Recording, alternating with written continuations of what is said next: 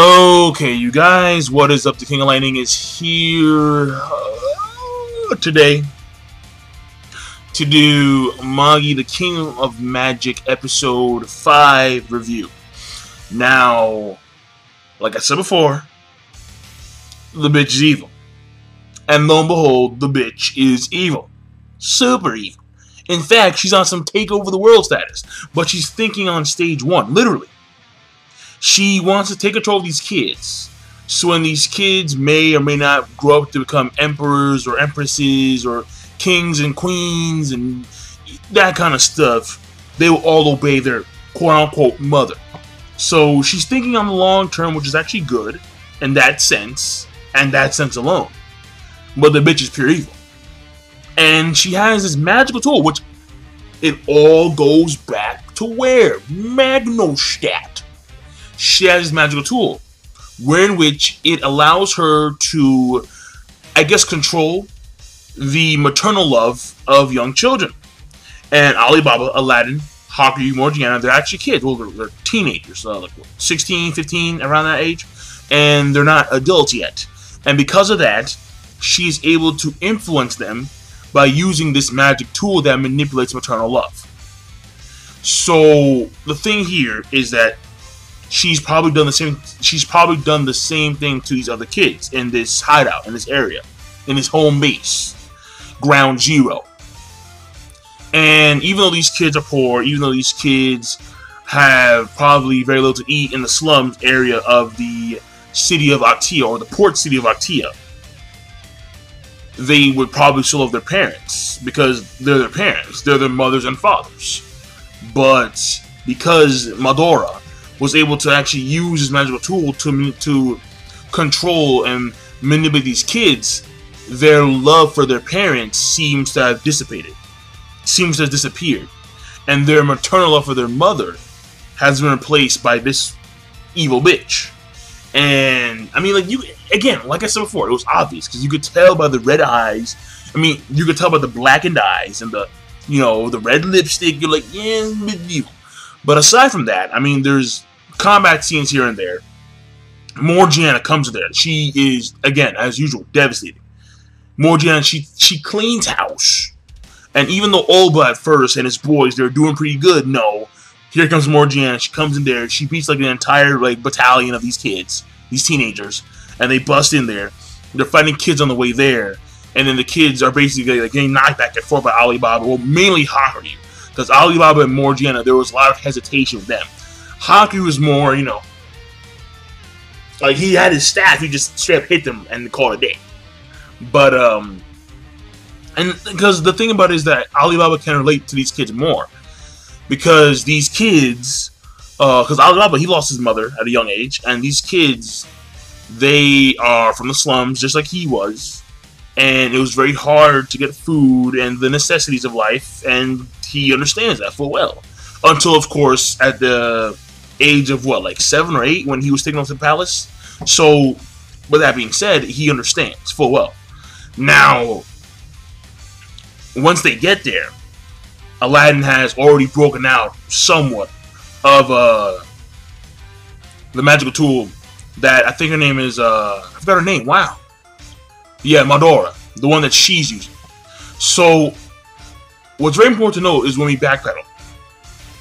When she actually does it at first, and we actually see Aladdin, and he's walking through this city, this place. We don't know what it is. It's etched out. It actually looks pretty cool because like they etched it out, the area, and apparently he's walking around. He sees Ugo. I'm like, Ugo. Wait, I thought that was your Jin's name. Ugo. Ugo. Alright, fascinating. Ugo.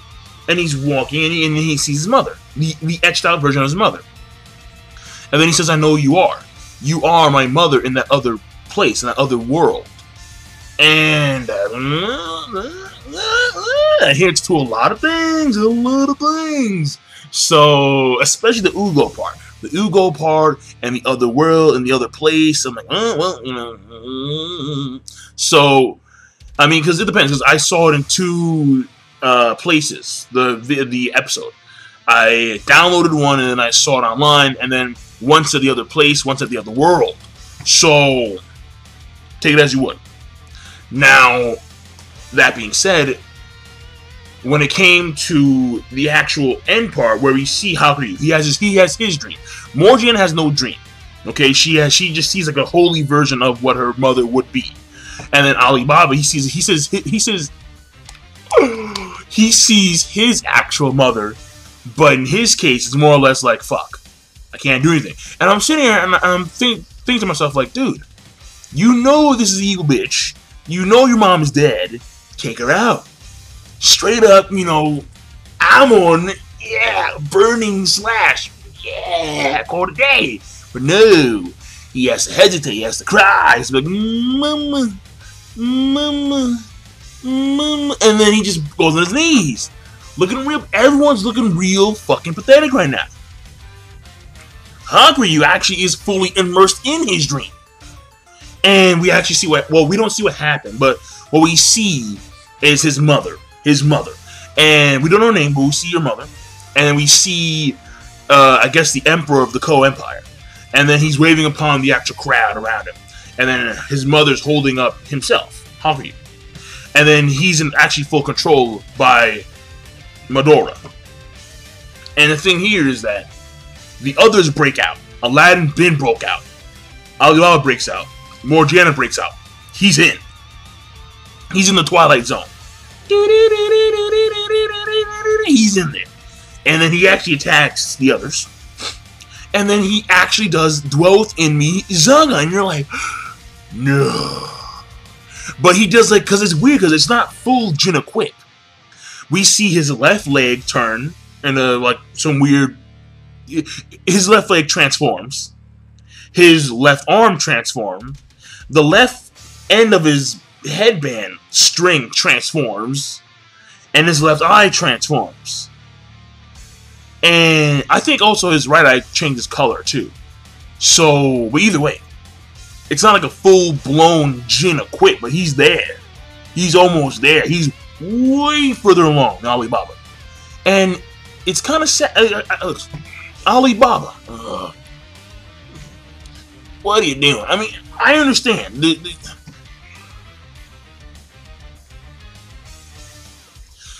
There was a change in the guy's Magoi, and he can't excel further without discovering how to control his Magoi so he can alter the change and thus proceed forward. But Hakuryu is like, when it comes to his combat growth rate, it is exceptional. It is exceptional. He's already like half equipped himself. That's why in like the last episode, when he was dicking around, when, you know, Aladdin, he was like, I mean, Alibaba, he was like, yo, like, did you, master Jin equip? He's like, son, like, that was the reason why, because he's actually almost there. Alibaba, we have some work to do. Alibaba, we have a lot of work to do, sir. Alright. Okay. You understand that? I got you, bro. I got you. Alright, now. Someone's calling me. But that being said, alright. Aside from that. Well, I'd say that. Yeah, no, that's really it. Wow. It was actually a very short, nice episode. I mean, we see Olba and the others, they actually combine their magical tools and make like a stronger version of it. So their water attacks are stronger, but that was it pretty much. The main thing that I want to point out is, again, we knew she's evil, and most of them have come out of the attack, with the exception, or the maternal love, with the exception of Hakuryu. But the most important thing, I think, for the future reference of the story, is when we go and we see Aladdin's inner dream. And Aladdin's walking around, and it's basically, he sees someone and he says, that's Ugo and the others. Ugo and the others. I'm like, whoa. So if Ugo is a Jin, and he says others, that may mean other Jin.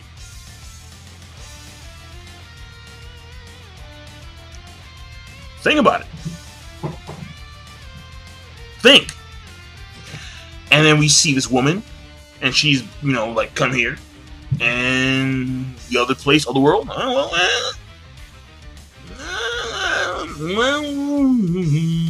just saying, when we see those beacons of light, when they go to the dungeons, it looks like they're getting sucked into another place.